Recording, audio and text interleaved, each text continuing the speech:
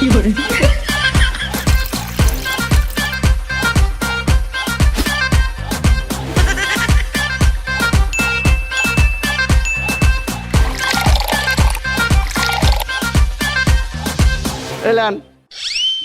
বলেন